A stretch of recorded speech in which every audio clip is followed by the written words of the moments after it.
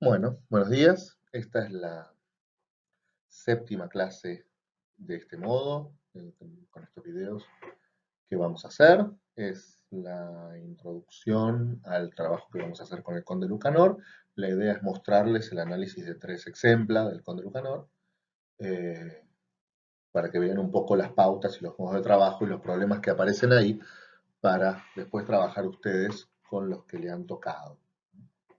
Primero que vamos a trabajar es el quinto ejemplo, el de la raposa y el cuervo, y vamos a empezar planteando varias cuestiones, ¿no?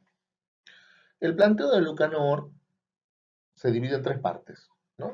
Es decir, hay claramente tres problemas que ponen en juego al mismo tiempo, que son el de la amistad, por un lado, por otro lado el del halago, el de poner en juego cuáles son los méritos y cuáles son los méritos que no, y el interés, digamos, ¿no? Es decir, la idea de que todo eso conduce a proponer algo que puede ser o no de su pro, es decir, de conveniencia, ¿no? Es decir, la sinceridad de la amistad con el otro sujeto, la característica del halago y la conveniencia de la propuesta van a ser tres elementos que estén unidos solidariamente, ¿no? Y donde justamente la gran pregunta, ese es el ejemplo, es cuál es el vínculo entre esas tres cosas, ¿no? Es decir, si esas tres cosas van siempre de la mano, si se separan, si hay algún desfasaje, etc. Eh, la otra cosa que hay que señalar es que lo que es la cuarta cosa que está siempre en juego y lo que es detrás de los halagos es el poder, ¿sí? Es decir, siempre una de las cosas que está midiéndose ahí es en qué medida el poder que yo tengo es el que el otro me dice que es el que el otro está considerando.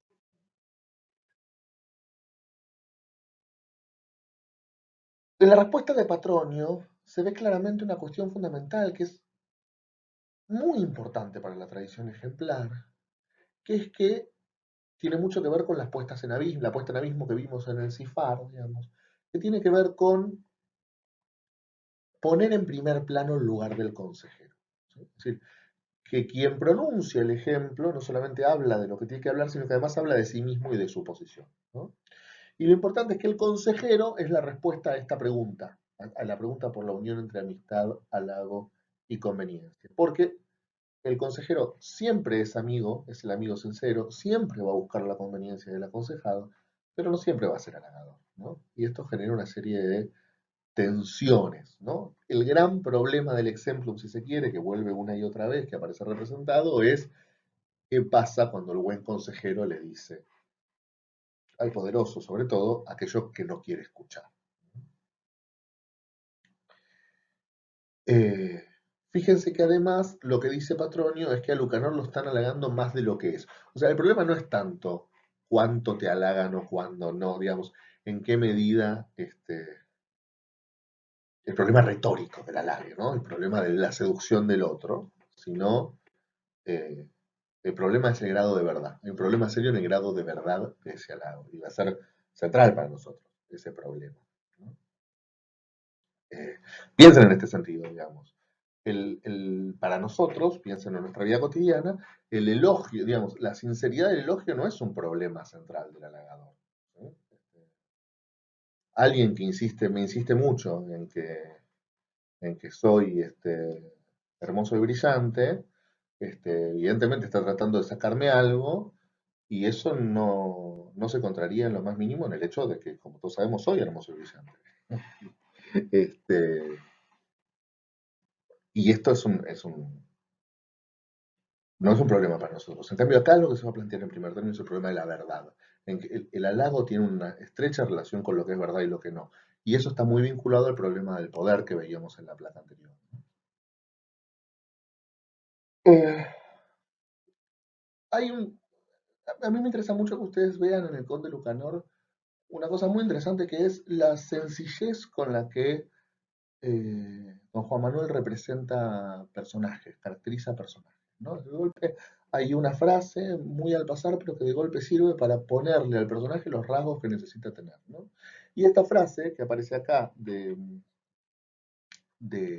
de descripción, digamos, en la que el raposo, al tener el queso y antes de tener ninguna amenaza, se sube al árbol por precaución, está mostrando un cuervo precavido, dije raposo antes, ¿no? Un cuervo precavido, un cuervo este, que se cuida del otro, un cuervo paranoico, si se quiere, ¿no?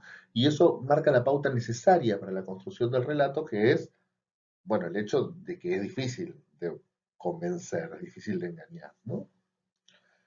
Esa dificultad es proporcional a la característica que también se delinea en dos frases del raposo, por las dudas aclaro que un raposo es un zorro, digamos, o sea, va a volver a aparecer, que es el, la capacidad de planificación, la condición de estratega del zorro, ¿no? Es decir, así como el raposo es muy paranoico, el zorro es muy inteligente y es muy calculador, y eso es lo que le permite pensarlo.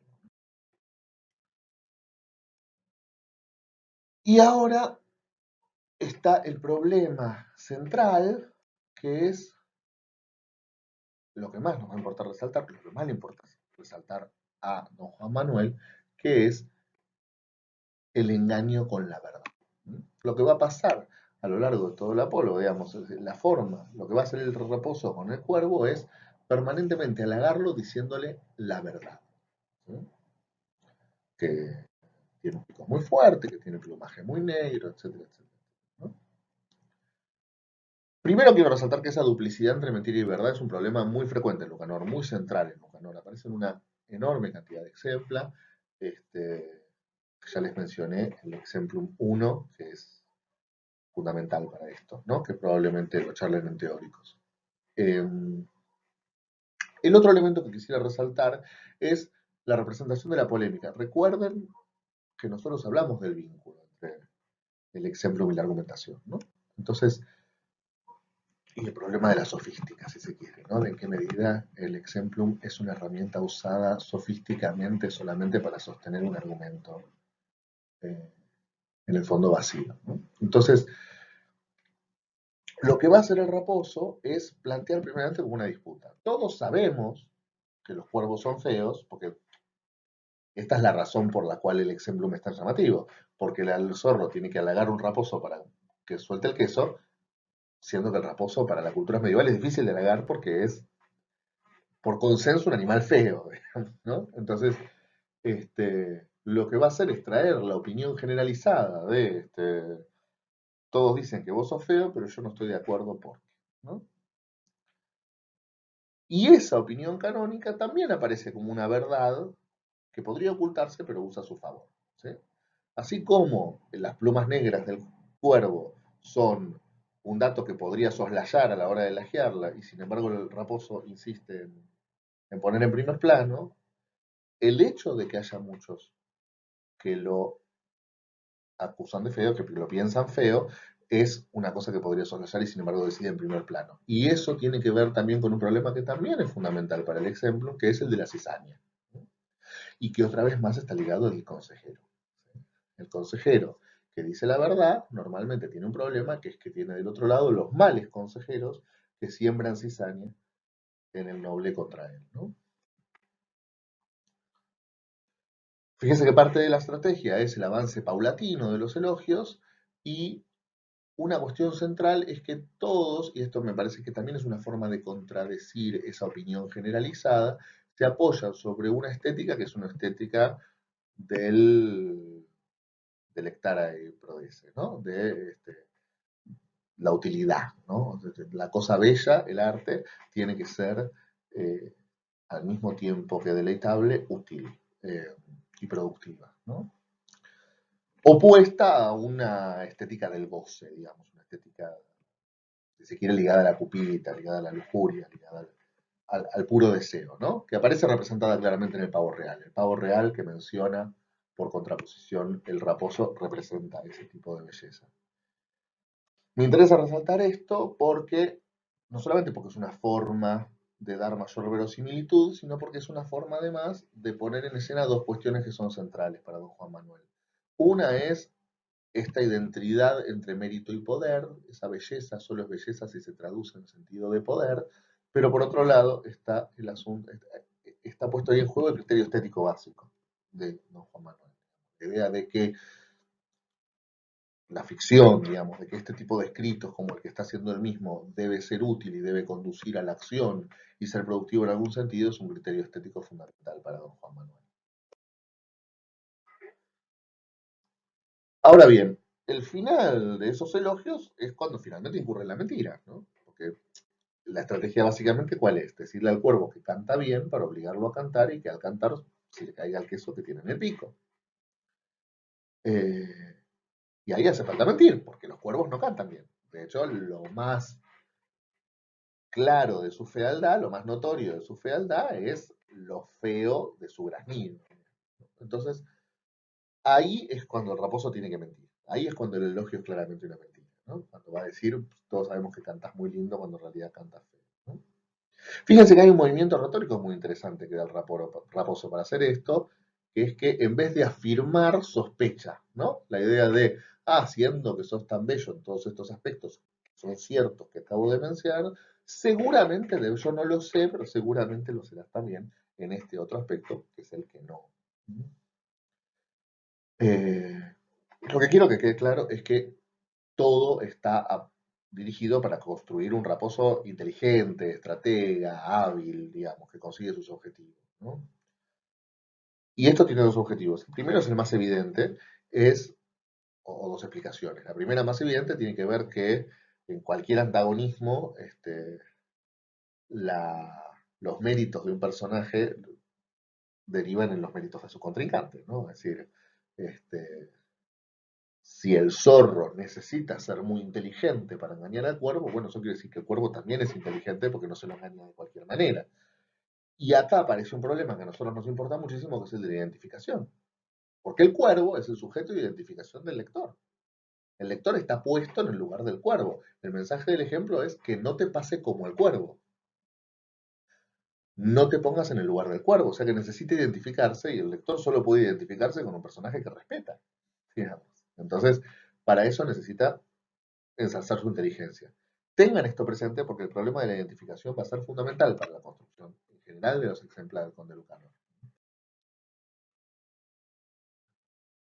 Y finalmente llegan las conclusiones. Fíjense, la conclusión del episodio, ¿no? Es decir, el momento en donde el cuervo finalmente suelta el queso.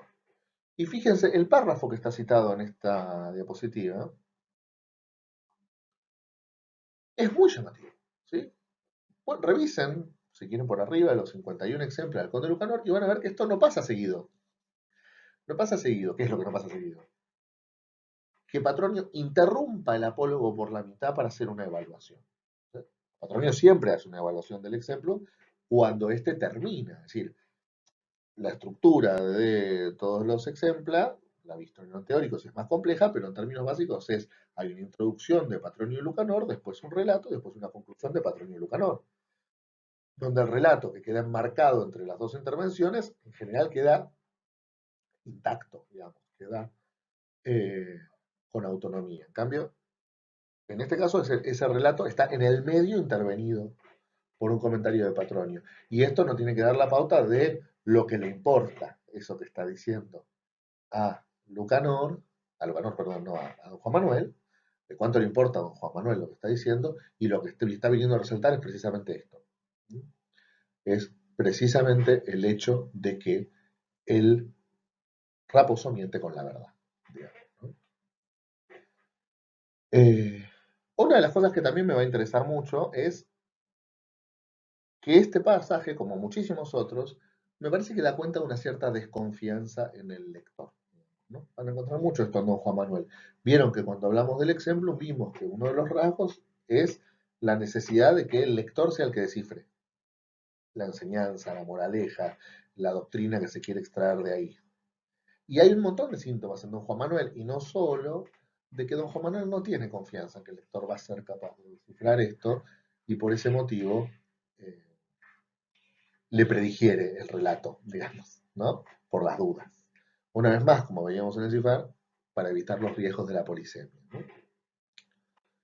Y el tercer elemento, porque resalta tanta esto, me parece que hace un énfasis que nos permite pensar, y esta es la segunda razón por la que el zorro es tan inteligente, es ¿En qué medida no es el raposo un ejemplo positivo, ¿no? Es decir, la moraleja clara del exemplum es pone al cuervo como sujeto de identificación negativa. No, que no te pase como al cuervo, no hagas las cosas así, no hagas esto que te va a llevar por el mal camino como el cuervo. Pero me parece que el relato da un margen en este énfasis que hace sobre la inteligencia y sobre los métodos del raposo, para pensar en un segundo exemplum positivo de identificación positiva con el raposo. Si vas a engañar a alguien, engañalo con la verdad como hace el raposo, que así funciona mejor, ¿no? Que por supuesto no está explicitado en el relato. Bueno, finalmente el cuervo suelta el queso y fíjense que otra vez aparece este problema de la amistad, la conveniencia y el halago, ¿no? Porque lo que aparece en esa cita que tengo ahí abajo en la diapositiva es precisamente la idea de que si dice la verdad, si me halaga con verdades, entonces todo lo que debe decir es verdad, tanto su amistad como la conveniencia de su interés, ¿no? Es decir, fíjense, el error del cuervo está dicho en términos explícitos, eso es lo que quiero resaltar, es asociar al halago y verdad con amistad, con conveniencia, ¿no? Bueno, finalmente, la moraleja, ¿no? Entonces, responde Patronio, y fíjense que acá vuelve a aparecer el problema del poder, ¿no? Le dice a Lucanor, bueno, Lucanor, vos sos mucho, pero no sos tanto como te están diciendo. De la misma manera que el raposo tiene muchos de los atributos que le dice el raposo, pero no todos, no canta bien, ¿no? Hay un halago que es verdad y un halago que no. La distinción de esos es fundamental. La distinción entre ambos es fundamental. Y me importa mucho el momento en que Patronio le dice, vos sabedes. ¿Sí? Es decir, porque el problema central del halago está en lo que uno, en que nos están mintiendo con algo cuya verdad nosotros conocemos bien. Y entonces eso quiere decir que hay una complicidad de nuestra parte en creer que es verdad sobre nosotros aquello que no lo es, ¿no? Una vez más, fíjense, en este pasaje el mérito se identifica con el poder. Otra vez más hay una contraposición entre el poder, entre el poder que se tiene y el que no. ¿Sí? Una vez más ese es el centro. Y fíjense que así se estructura el dístico final. ¿Sí? Se hace un paralelismo entre lo que se tiene y lo que no se tiene. Y este es el problema central, ¿no? Bien, segundo ejemplo que vamos a trabajar es el ejemplo 29, el del raposo que se hizo el muerto. El relato empieza diciendo, un mío pariente, empieza diciendo Lucanor, y ese es un recurso que todos acá conocemos perfectamente, ¿no? Tengo un amigo que eh, da cuenta rápidamente de que hay una intención de poner una distancia con lo que se va a relatar, ¿no? Recordemos que Lucanor es el alter ego principal del lector para todo el texto, ¿no? El lector está invitado siempre a ponerse en el lugar de Lucanor. Y si Lucanor no puede hacerse cargo de eso que va a decir, digamos, si tiene que enviárselo a un pariente, eso significa que es un problema que hay que alejar del lector. El lector no debe ser invitado a sentirse demasiado cerca de ese personaje. Recordemos que la capacidad de identificación es central para el ejemplo, ¿no? Es decir, yo tengo que poder ponerme en el lugar de ese personaje, así funciona el ejemplo. Entonces, esta idea de tengo que pensar que este sujeto es como yo y por eso me sirve lo que le pasa, pero al mismo tiempo tengo que pensar que este sujeto no es como yo porque el relato me invita a tomar distancia, introduce una complejidad en la trama ejemplar, ¿no? Y una vez más es un problema planteado por las dificultades de la identificación, ¿sí? Es un problema recurrente en Lucanor. ¿Qué pasa con mi capacidad de identificarme con el personaje de ese cuento? Sigue, un mío pariente vive en una tierra donde no hay tanto poder. Y este es el problema central del ejemplo. De lo que va a tratar el ejemplo es de la debilidad, ¿no? Y es precisamente por eso que no quiere hacerse cargo, porque Lucanor no quiere, el relato no quiere poner a Lucanor en la posición del débil, ¿no? Ese conflicto lo que plantea es una situación de agresión ajena, ¿sí? Es decir, hay un otro más fuerte que origina una violencia. No hay una violencia declarada responsabilidad de ambas partes o declarada por ambas partes, sino que hay un sujeto débil, pasivo, y una acción de el otro, una acción agresiva del otro, que es más fuerte. Y eso claramente sitúa todo bajo la figura del sometimiento y por lo tanto de la injusticia. ¿Eh? Claramente lo que está funcionando acá no es una disputa de poderes entre iguales, lo que está ocurriendo es una injusticia. ¿No?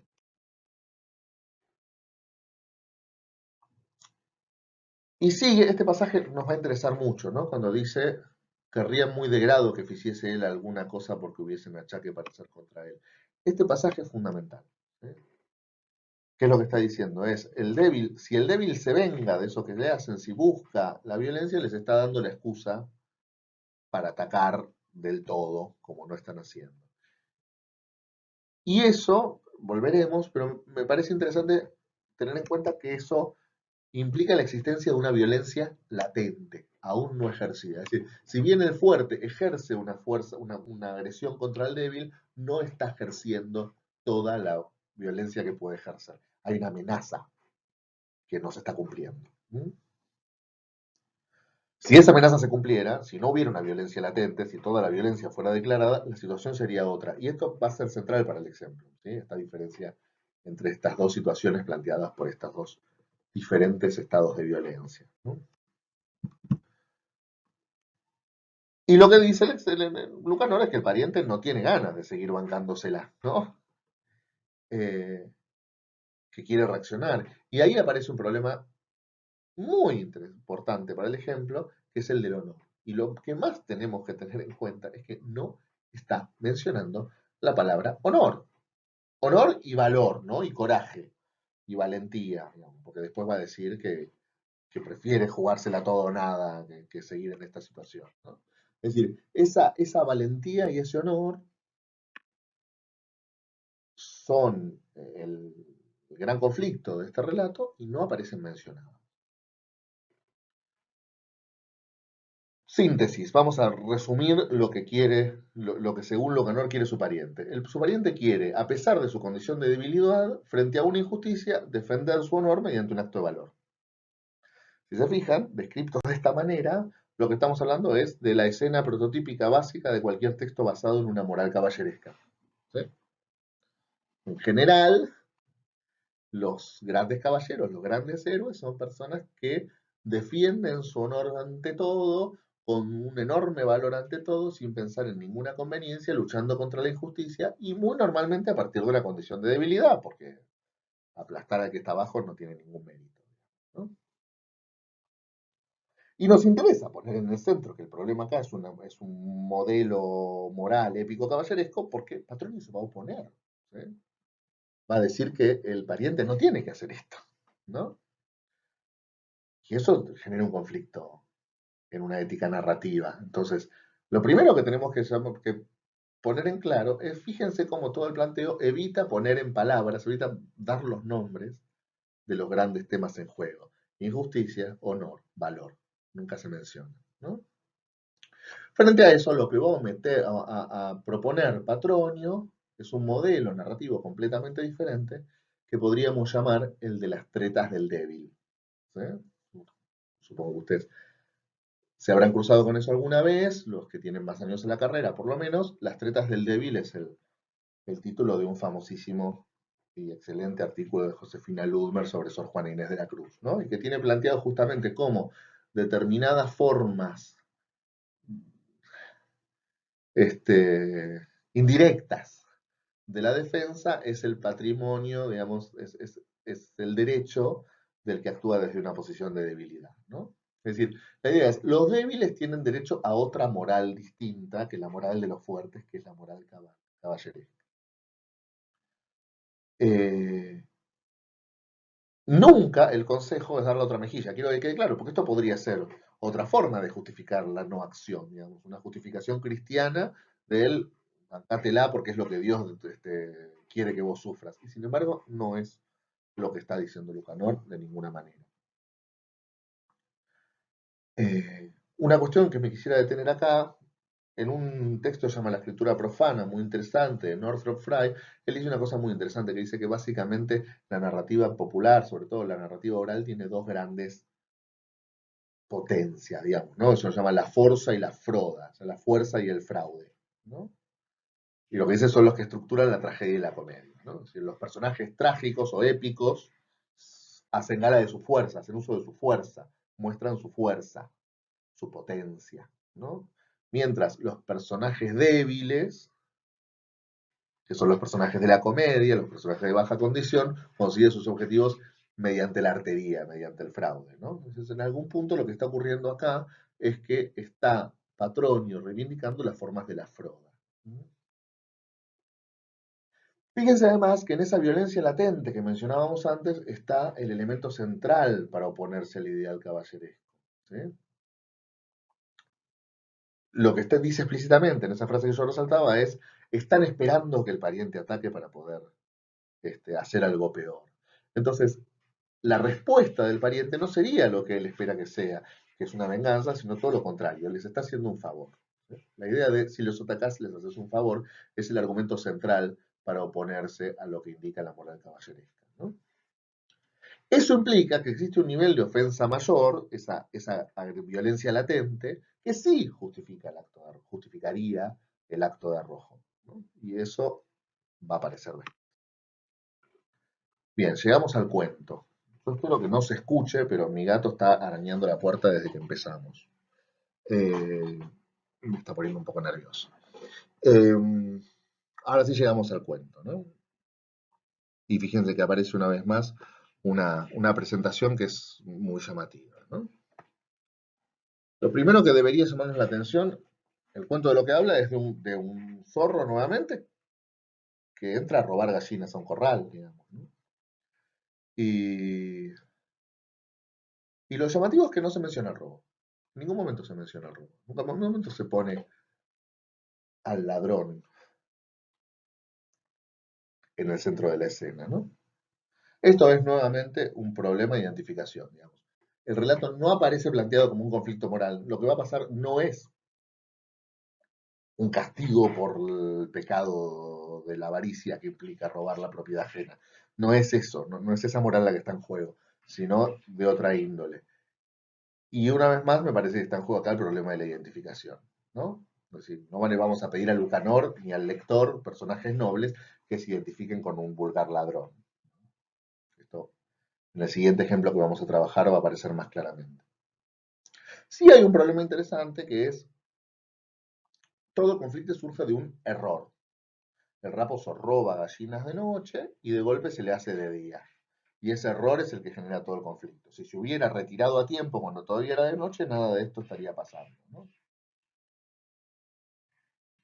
Y eso nos lleva a preguntarnos qué ocurre con el problema de la codicia, digamos, ¿no? Es decir, yo creo que es posible pensar que hay un exceso de codicia, como que había un momento en que la acción del zorro estaba bien y un momento en que ya no, digamos, ¿no? Es decir, un momento en donde se excede y ese exceso es el que genera el conflicto.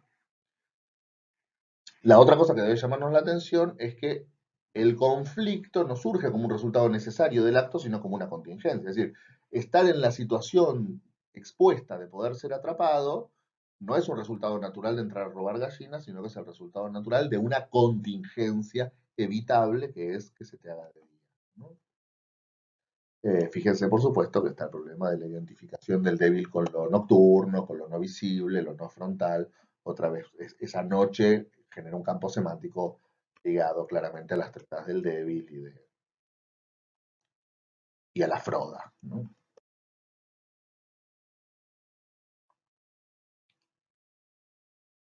Lo que va a hacer es fingirse, es hacerse el muerto. Entonces, eso también nos interesa. ¿Cuál es la treta del débil? La ficción, el fingimiento. Fingir que es lo que no es. ¿Sí? Y eso también nos interesa porque pone un lugar particular la idea de la ficción, la idea del fingir, la idea del actuar, eh, de hacer visible, de jugar con las apariencias, de manipular las apariencias, ¿no? Que es un problema central para el conde Lucanor. Fíjense que ese fingimiento es una acción que se ejerce mediante la mayor pasividad. ¿sí? Es decir, una vez más, el terreno de la froda, de las tretas del débil, el que este, la forma de actuar es no hacer absolutamente nada. Es parecer que uno está en la condición más pasiva en la que puede estar un sujeto, que es estar muerto, digamos, ¿no? Eh, y fíjense que hay un elemento interesante, que es que el raposo está encerrado en un gallinero y decide salir a la calle para hacerse el muerto, ¿no? Es decir, no puede salir de la ciudad, no puede salir de la vista de los sujetos, pero en vez de quedarse donde está, decide salir a la calle, ¿no? Esconderse el juego del esconderse a plena vista, ¿no? Hay algo de la carta robada en todo esto. Entonces, fíjense, hay una antítesis interesante en la frase, ¿no? Es decir, como no se podía esconder, salió escondidamente, digamos, ¿no? Como no se podía esconder, se esconde, de alguna manera. Y eso implica un reconocimiento de los márgenes de acción, ¿sí? Es decir, hay una idea de no puedo hacer todo, pero puedo hacer esto. Y una idea de reconocimiento de los límites y de las fronteras. Y la otra cosa que me interesa resaltar es que ese espacio al aire libre implica la presencia de una sensación de oportunidad, ¿no? Es decir, pone al raposo en un lugar donde está siempre al borde de la oportunidad de salvarse. Ahí viene la sucesión de heridas que le infligen los humanos cuando lo encuentran muerto. Resalto solamente dos cosas. Las heridas son pocas, paulatinas y leves, para permitir la identificación positiva. O sea, si el cuento te dijera que vos te tenés que bancar los malos menores y los males menores es que al zorro le corten la cola y le arranquen los ojos, el lector no se va a sentir inclinado a seguir el consejo. Entonces, por eso es necesario que sean pocas y leves, ¿no? Y un elemento eh, interesante tiene que ver eh, con que siempre hay una suerte de valor medicinal o supersticioso o ambas cosas de las partes que se extraen del raposo, ¿no? Es decir, y que eso siempre se basa en una relación de similitud. Los dientes sirven para el dolor de dientes, el pelo para la frente, etc. No saco ninguna conclusión, lo resalto si quiero para que piensen en alguna conclusión ustedes. Finalmente está el momento en que el raposo no aguanta más, que es cuando le quieren sacar el corazón, ¿no? Eh, Ahí está dada la situación final, es la del daño máximo. Es cuando ya no hay más violencia latente, toda la violencia está en ejercicio. ¿Y qué es lo que hay que hacer cuando toda la violencia está en ejercicio, cuando ya no hay más amenaza? Bueno, hacer exactamente lo que quería hacer el pariente de Lucanor, es decir, jugársela todo por el todo y salir de la situación en la que está. Y fíjense, en todo que era mejor desaventurar y que quiere que él pudiese venir que sufrir cosa porque se perdiese todo, fíjense que en muchos aspectos los términos son muy parecidos a la frase que vimos antes en la que en la que Lucanor dice que su pariente querría este, acabar con el problema de una vez, ¿no? Fíjese cómo termina y es muy llamativo. E aventuroso puñó en guarecer, te escapó muy bien. El resultado es óptimo de la manera más sencilla y acrítica posible, ¿sí? Y eso es particular porque, bueno, podría surgir la pregunta de si era tan fácil, ¿por qué no lo hizo antes? Digamos, ¿no?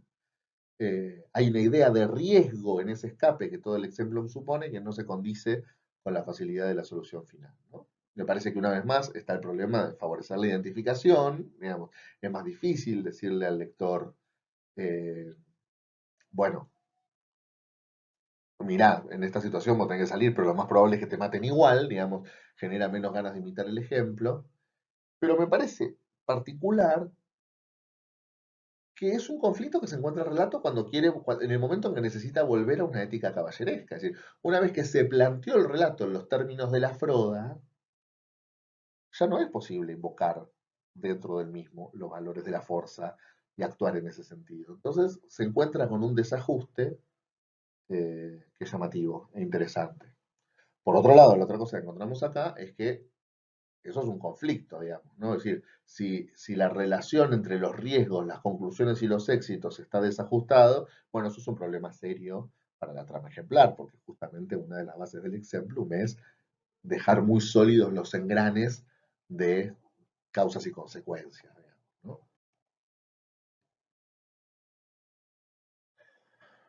Bien, fíjense cómo empieza. Patronio a volver al marco, ¿no? Le dice, le aconseja a Lucanor que le diga a su pariente que dé a entender que no siente de ello el que le dé pasada. Fíjense que lo que está en el centro es el fingimiento. Si uno ve la situación de Lucanor, ve el cuento del raposo en cierta medida, y piensa en el consejo fácil es, bueno, que se banque las que se tiene que bancar y que no se banque las que no, ¿no?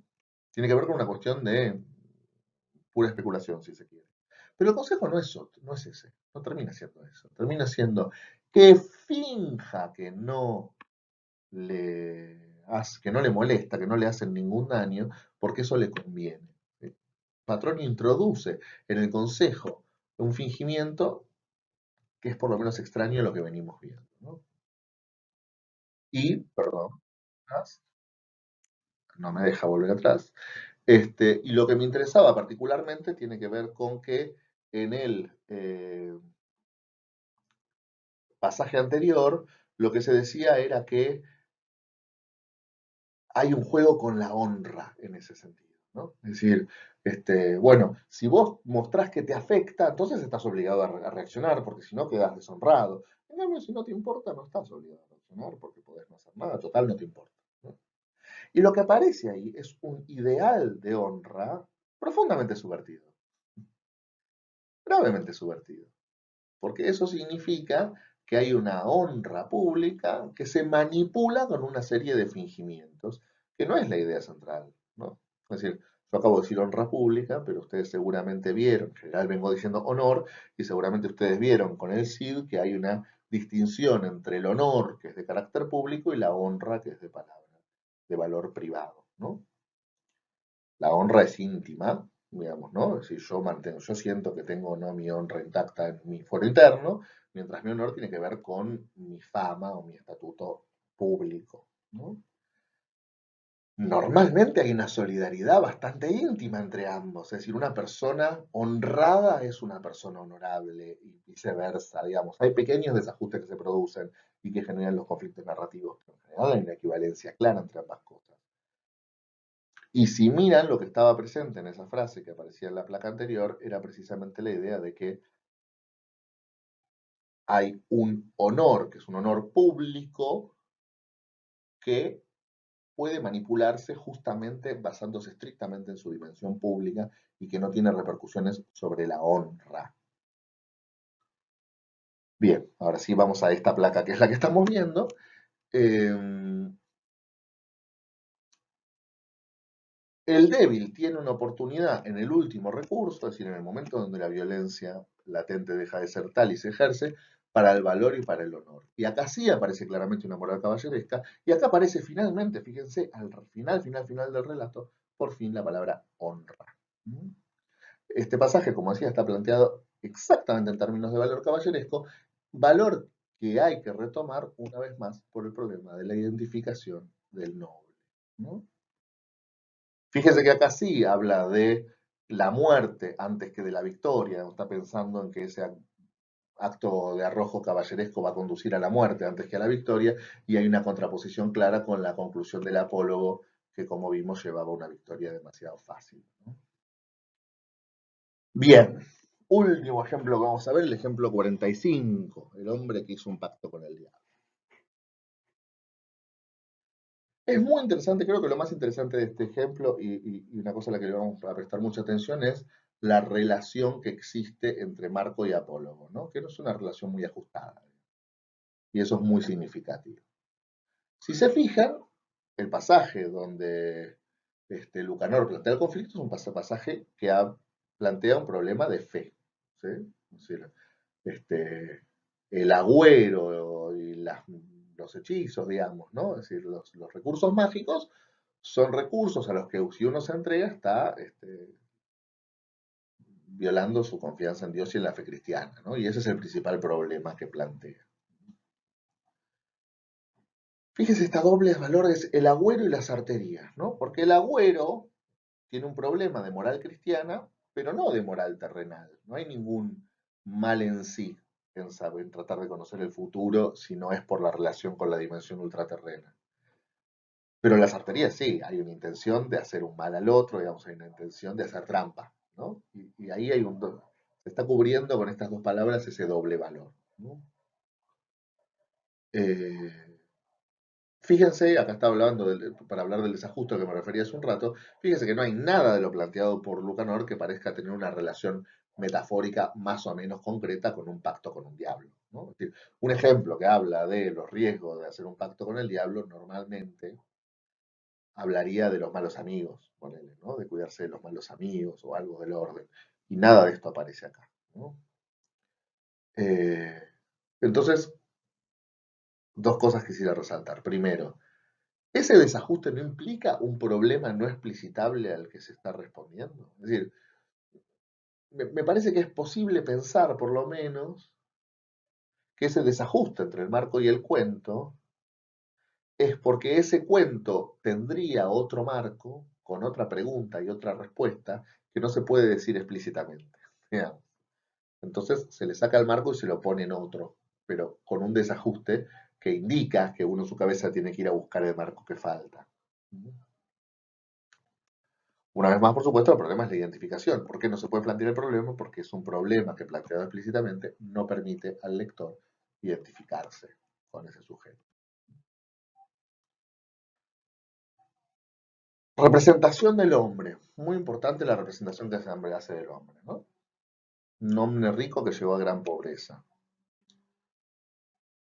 Fíjense que este relato no es importante para la construcción, para la trama, la estructura narrativa del relato. ¿Sí? Vos podés tener un relato de un ladrón que hace un pacto con el diablo y lo usa para robar hasta que finalmente es condenado y el diablo lo traiciona, sin necesidad de que sea un ladrón desde el inicio, sin necesidad de una escena de caída. Y precisamente porque es innecesario, es significativo. ¿Sí? Tres rasgos centrales se desprenden de esta frase. La primera es un personaje poderoso. ¿Sí? Permite la identificación del noble, permite al noble identificarse con él. Pero por el otro lado no es noble, es rico, digamos, ¿no? Está más ligado a otro tipo de poder y por lo tanto favorece un distanciamiento eh, del lector. ¿Sí? El mismo juego que encontrábamos en el quinto, ¿no? Un lector que se identifica pero al mismo tiempo se distancia. Y que es un personaje que ha caído en desgracia. Y eso nos interesa porque así es como articula esa relación entre identificación y distancia, que es la empatía. La empatía, lo que todos sentimos cuando tenemos simpatía, es una forma de identificación con un otro, pero que queda como otro, digamos, ¿no? Y que por lo tanto permite la distancia. ¿Sí? La empatía es lo que se pone en juego con esa caída. Pero, ¿por qué esto es innecesario? El relato ofrece otra identificación que debemos tener en cuenta, que es cuando dice que nadie en el mundo está es tan infeliz como el que estaba bien y cayó. ¿Sí?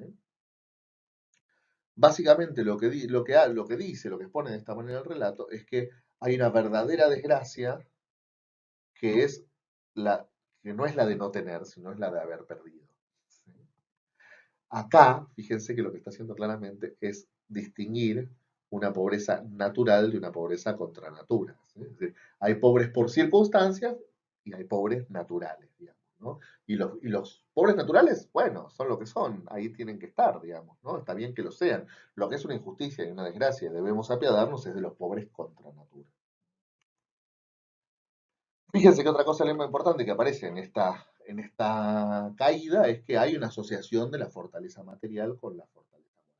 Si quien pierde la fortaleza material está predispuesto a perder también su fortaleza moral. Bueno, el diablo aparece en un monte, un lugar típico para que aparezca el diablo, ¿no? Un monte, salvaje, con el hombre está solo, etc. ¿No?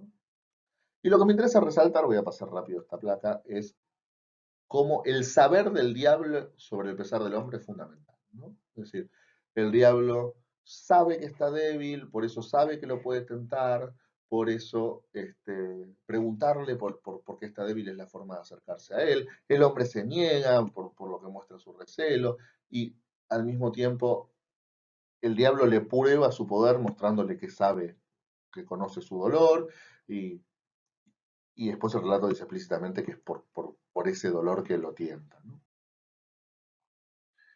Eh, y después, ¿saben? En el momento que cierran el pacto, lo que me interesa resaltar es que los términos son claramente términos de servicio vasallático, ¿no? Más abajo va a decir explícitamente, se hizo su vasallo, ¿no? Pero el planteo básicamente es, se ofreció obediencia a cambio del favor del, del superior, ¿no? Otra cosa interesante es qué pasa con la identidad del diablo, ¿no? Me parece planteada de una manera interesante en el ejemplo, porque dice, el diablo dice explícitamente, dice quién es, y por eso sabés que tengo el poder de hacerlo, ¿no? Yo soy el diablo y por eso tengo poder de devolverte tu estado. Es decir, el diablo no oculta su identidad, sino que la muestra precisamente como un argumento de su poder. Y el hombre recela, porque sabe que es el diablo, pero finalmente acepta. Hay una tensión ahí entre dos elementos, ¿sí? Entre el recelo que genera el diablo y la imagen de poder que genera, que aparece en tanto tensión, pero que se resuelve en favor de ese poder. Y se resuelve en favor de ese poder precisamente por la necesidad, ¿no? Porque la necesidad tiene cara de hereje, dice el refrán. Hay una cita extensa más abajo del párrafo que está citado acá que lo dice claramente, ¿no? Eh, Me interesa cuando dice, dicho al diablo que si él le diese manera, bla, bla, bla, como pudiese ser rico. Es decir, mientras el diablo le ofrece eh, ser más rico que nunca fuera él, ni nombre de su linaje, él responde solamente que quiere ser rico, ¿no? Entonces, hay en principio una aspiración humilde, una aspiración que se limita a recuperar lo perdido de parte del hombre, ¿no? Y la otra cosa que me interesa relacionar es que nunca se habla del pacto con el diablo. Nunca es el, ¿no? Yo puse de título acá el hombre que hizo pacto con el diablo, pero eso el relato no lo dice en ningún momento. Se dice que se hizo su vasallo, ¿no? Pero me interesa la falta de ese término. Bien. Y empieza a robar. El personaje empieza a robar, ¿no?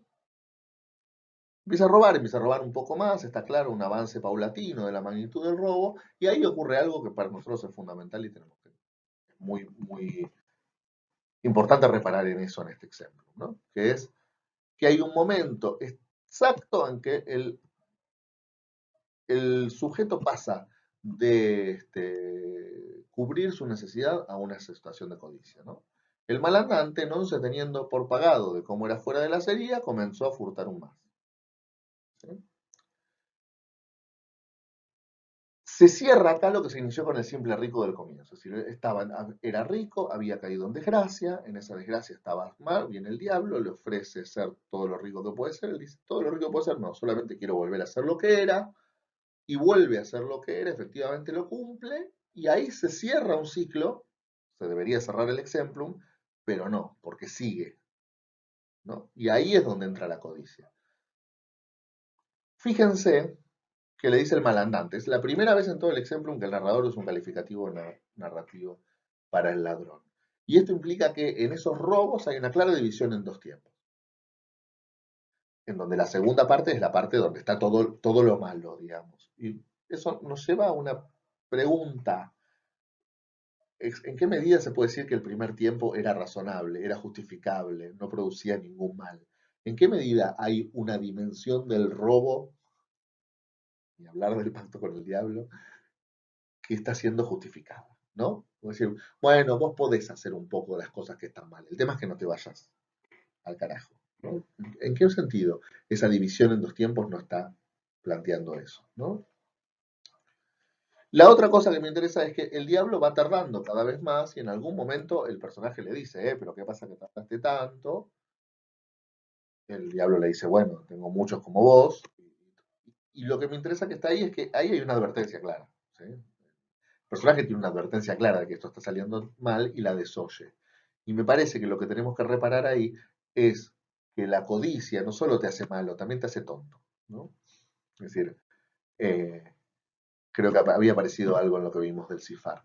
La idea de que uno debe cuidarse de los pecados no solamente porque te conducen al mal, sino porque te hacen pensar peor, ¿sí? La posibilidad de pensar mejor es el objetivo principal del exemplum. El exemplum es una cosa que está ahí para hacer que los hombres piensen mejor, mientras la codicia, la cupiditas, el, el pecado, pero sobre todo la tentación, es aquello que está ahí para hacer a los hombres pensar peor, ¿no? El desenlace, vieron cómo se da a partir de los 500 maravedís. El diablo le da 500 maravedís para sobornar al alcalde y cuando el alcalde los abre, en vez de encontrar la plata, lo que encuentra es la soga, porque la excusa que había puesto para salvarlo, para no ahorcarlo, es, pero no hay soga, ¿cómo esto es un milagro? A este hombre hay que salvarlo, ¿no? De esto, quisiera señalar primero que hay por primera vez una participación social en el pecado, ¿sí? Es decir, por primera vez la enfermedad de codicia es colectiva, ¿sí? El ladrón era el protagonista del relato, el único ladrón, el único que estaba corrompido en todo este relato hasta ahora era el protagonista del relato. Sin embargo, ahora tenemos un alcalde, una figura de poder corrompida también. Recién en este momento final hay una expansión de la corrupción moral metafóricamente a la sociedad todo, ¿no? Y una vez más me interesa esos extraños manejos que hace Lucanor de la verdad y la mentira, ¿no? Porque ¿qué es lo que hace el alcalde? Usa un sofisma, ¿sí? Usa un argumento vacío para salvarlo, ¿no? ¡Ah, qué barbaridad! No hay soga, es un milagro, ¿no?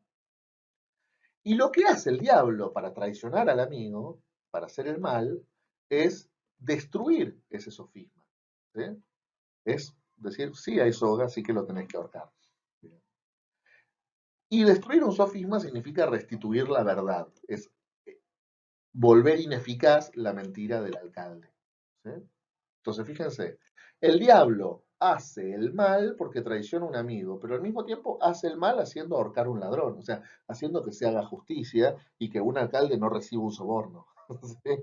Digamos. Entonces, hace el mal haciendo algo que todo parece indicar que es el bien, y el resultado del mal actuar del diablo es que el orden social se restituye. Los alcaldes no reciben sobornos, los ladrones son ahorcados, etc. ¿No? Última placa, finalmente, las conclusiones de Patronio, ¿no? Fíjense, lo primero que hace Petronio es volver sobre el tema de los agüeros. Me parece, ¿no? Es decir, bueno, y por lo tanto, como nunca nadie creyó en el diablo que no vaya a terminar mal, así le pasa a los adivinos. Y a mí me parece clarísimo que este meter rápidamente una interpretación que en principio no le es natural al ejemplo está ahí para bloquear otra. Me parece claro esto. Y me parece que tenemos que reparar en eso, ¿no? Otra que sería más natural, por supuesto. Eh, esa comparación, fíjese que lo que ocurre es una comparación muy explícita donde se acercan términos que al acercarlos se reconoce que están distanciados, es una muestra precisamente de una distancia, es una muestra de este desajuste, ¿no? Después aparece una frase que es muy interesante, sobre la que ha corrido mucha tinta, que es cuando dice, acordad vos de Álvar Núñez y de Garcilaso, es decir, donde don Juan Manuel aprovecha las conclusiones del exemplum para descargarse sobre un par de enemigos suyos, ¿no? Consejeros de Alfonso Onceno.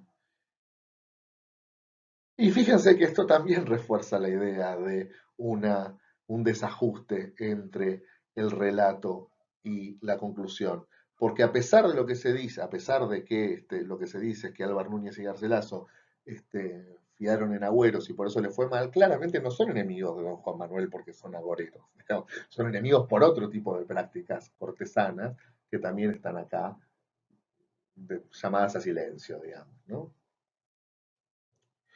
La otra cosa interesante es cómo restituye el universo de la nobleza que había sido un poco soslayado a partir de la apelación al hombre rico, como hablamos al principio, ¿no?